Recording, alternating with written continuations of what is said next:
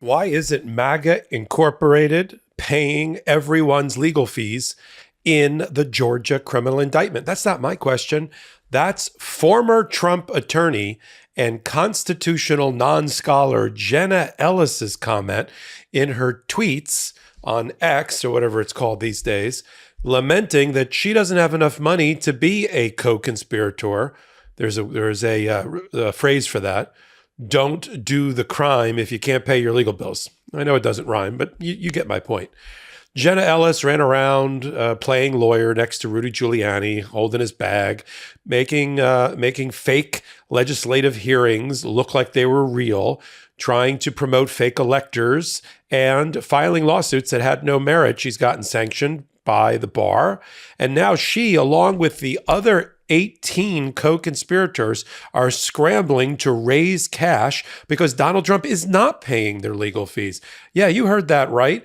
Donald Trump pays legal fees. He hires lawyers for those that are in his political campaign world, in his MAGA PAC world, political action committee world, in his business world. So that's why all the witnesses and all the co-conspirators, indicted or unindicted, in the Mar-a-Lago case and in the Jan 6th case, brought against him by Jack Smith, presided over by Tanya Chutkin, Judge Chutkin. That's why those people are all getting their freight paid for, their lawyer freight paid for. And why everybody that was going to testify against him in the Jan 6 committee, when he was really worried about that, he started hiring lawyers left and right. Get Cassidy Hutchinson, Mark Meadows' right-hand administrative assistant or assistant to the chief of staff. Get her a lawyer and get this guy a lawyer. And he was going through money like a drunken sailor, right? Like a riverboat gambler with nothing to lose except for money. And the Save America PAC is basically busted. It's gone through $40 million in a year. It looks like it's going to spend at least $50 million in the next upcoming year on legal fees. 70% of the Save America PAC dollars, attention donors of Donald Trump, 70% of the Save America PAC money goes to legal fees. But he's cut off effectively the 18 others that he's been indicted with by Jena Willis in Georgia, including Rudy Giuliani. It's so bad now that he's not only not giving Rudy Giuliani money, but instead they're holding a fundraiser. I'm not making this up. I know I say that a lot on Legal AF, but I'm not making this up. At the scene of one of the crimes at Bedminster Golf Course in New Jersey, where he also hid documents during Mar-a-Lago. That's where he's decided it's a good idea to host a fundraiser, $100,000 entry fee, to go meet Rudy Giuliani, I guess, before he goes to jail. And others are using crowdsourcing funding mechanisms, primarily Give, Send, Go, which is the right-wing, white supremacist platform of choice when you need to raise money. Go to Give, Send, Go. And, already, for instance, Jena Ellis has raised $180,000 for her litigation or legal defense fund. Jeff Clark, the former, for about 5 minutes, acting attorney general under Donald Trump, who tried to overthrow democracy. Jeff Clark's raised at this recording about $60,000. Kathy Latham, the Coffee County election official, who's caught on videotape. I love that videotape we run, opening the door and allowing in the burglars.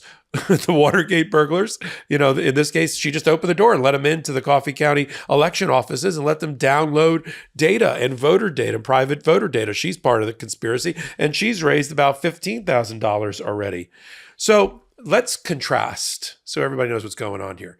When Donald Trump is either indicted by himself or with a small group of people that he's still in business with or that work for him, i.e. his paid bootlickers, he pays for their legal fees.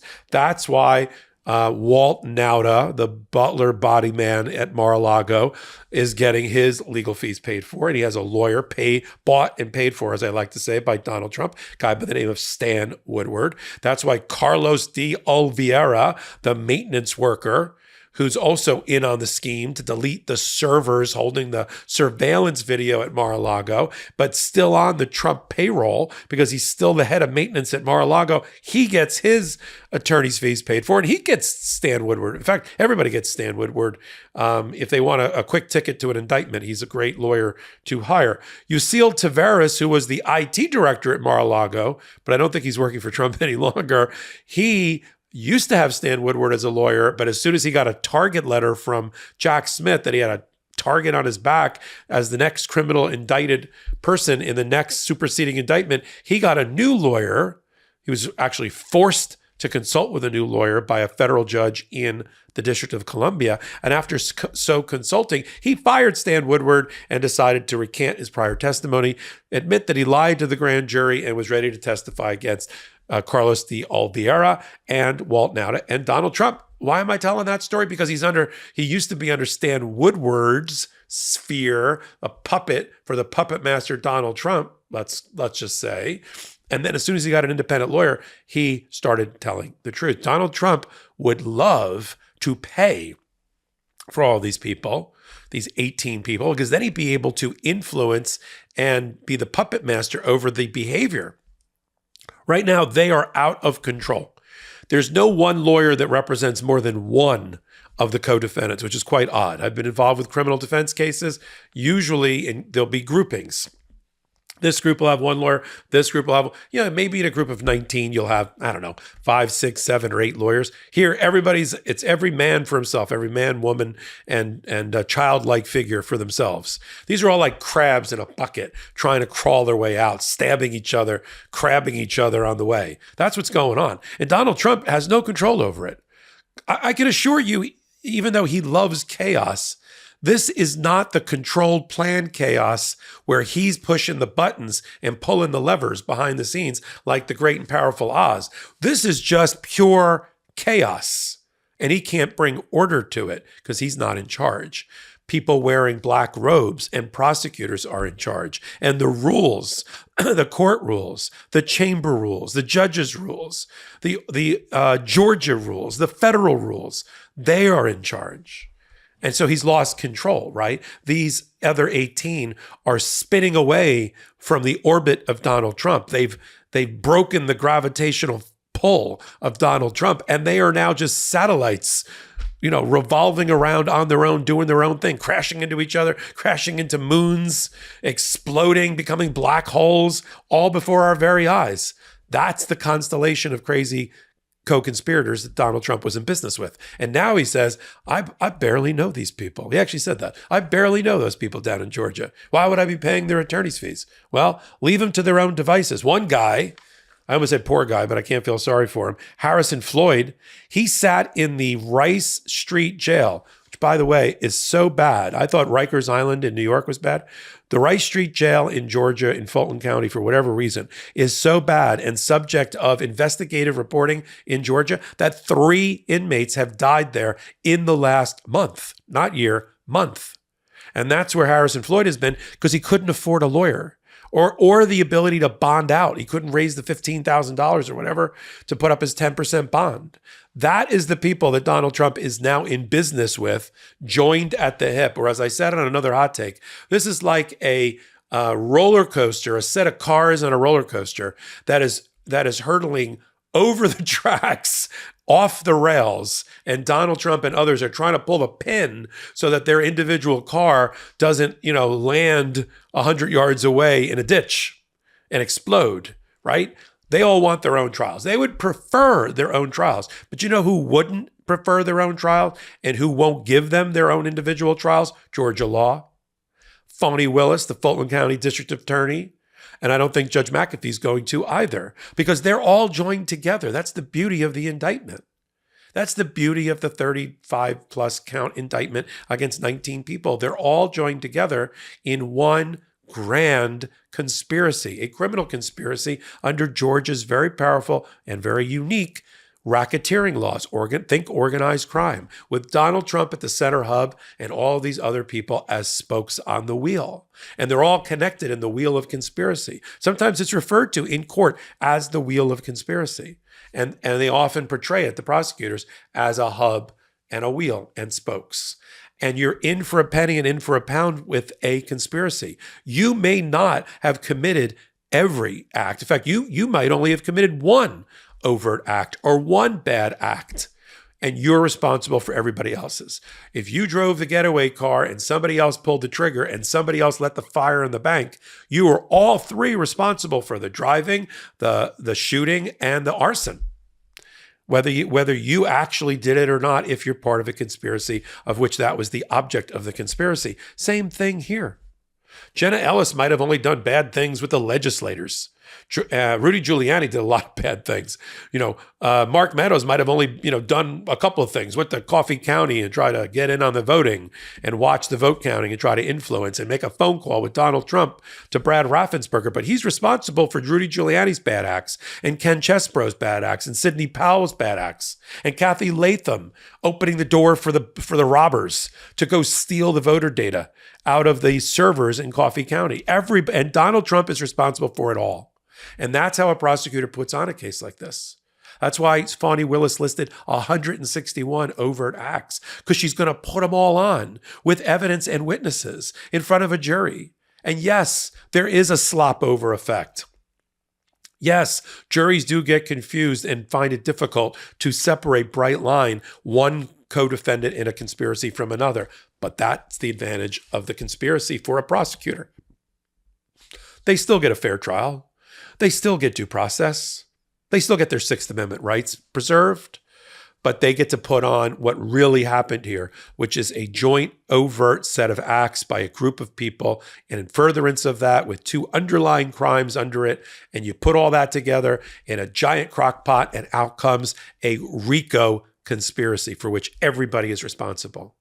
And so them not being controlled now the way they were in the conspiracy by Donald Trump, who is refusing to pay because he's basically, he's every man for himself. I mean, that Donald Trump is probably paying, and I made an estimate of this on Legal AF, the podcast on the MeidasTouch network I co-anchor. I'm thinking he's spending $10 to $15 million a month at this point. He's got 7 cases, civil and criminal, going to trial in 9 months. I know law firms that don't have 7 cases. Most law firms don't have 7 cases going to trial in 9 months. Donald Trump, an individual, does. And so he's got to pay for it. He's got a group of lawyers in New York. He's got he's got like 5 lawyers in New York. He's got like 5 lawyers in Georgia. He's got 5 lawyers in Miami. He's got law firms all over the place. He's paying the bills for all the people at Mar-a-Lago that are involved, witness or otherwise. He's paying the freight for a lot of people in the election interference case in Washington, D.C. He's like run out of money. I believe that if Donald Trump thought he could give all these people what will amount to anywhere between $1 and $10 million per person, that's what it's going to cost to have competent defense counsel. Or they're going to have to get a public defender. They can get a public defender if they really can't afford it. Rather than crowdsource it, go let one of the public defenders defend you. That's what the taxpayer dollars pay for, and that's what you're entitled to. So I don't have any sympathy for these people, but I'm talking about what Donald Trump normally does, which is to influence witnesses and testimony by paying for their lawyers. We've got at least 2 examples of that, right, in recent history. As I said before, Yuscil Taveras, IT worker, Mar-a-Lago, until he changed lawyers and fired the bought and paid for one by Donald Trump, he lied to the grand jury. And as soon as he got the independent lawyer, he started to tell the truth. Cassidy Hutchinson is another great example from the Jan 6 committee era. She originally had a lawyer bought and paid for by Donald Trump and the Save America PAC. And she didn't like what she was being told, even though she's in her mid-20s. She consulted with her church. She consulted with her parents. This was her testimony. And she said, I am being told to forget things that I remember. I mean, I can't put it any more simply than that. By a lawyer paid for by Donald Trump that was supposed to be representing her. Well, as soon as she fired him and hired Jody Hunt, a very well-known, well-respected lawyer who used to be in the Justice Department, he arranged a deal. She got immunity, and she started to tell the truth and testified to the Jan 6 committee and ultimately to Jack Smith and Fani Willis. And that's another example. you get out from under, if you're able to break the gravitational pull of Donald Trump, this exploding star black hole that's sucking everything into it. I'm doing a very like Cosmos presentation of this hot take today. Oh, I don't know. It's the blue moon. I think it's the blue moon is influencing me. But you see where this is going. As soon as they break away from that gravitational pull, they can make their own decisions with lawyers who are doing the right thing under the rules of professional responsibility. They tell the truth, and Donald Trump's goose is cooked. And so we will continue to watch how each one of these independent, completely independent 19 co-defendants or 18 co-defendants with Donald Trump continue to put him between a rock and an immovable force, both named Fawny and Willis, and Judge McAfee presiding. We'll do it on hot takes just like this one. I do hot takes like this about every day. Seems like every hour at certain aspects. And if you like hot takes, and I love hot takes, you're going to love what we do on Wednesdays and Saturdays here on the MeidasTouch YouTube channel. We do a podcast called Legal AF. Yes, it's what you think. And instead of me talking to a camera and a microphone, I got a co-anchor who does the same thing, but at least we do it together at the same time. Karen Friedman Agnifilo Wednesdays, Ben Meiselas Saturdays, and we bring our collective, 75 years of trial experience to you to explode these concepts, put them back together, don't blow smoke or sunshine, and give you what you need to debate these issues in the public square, around the dinner table, and on social media. And that's our goal. And if you like what we're doing, you like what I'm talking about here, for ratings, let's say, for algorithms, give me a thumbs up, leave a comment. It helps. Follow me on all things social media at MS Popok. This is Michael Popok until the next hot take for Legal AF. Hey, Meidas Mighty, love this report? Continue the conversation by following us on Instagram at MeidasTouch to keep up with the most important news of the day. What are you waiting for? Follow us now.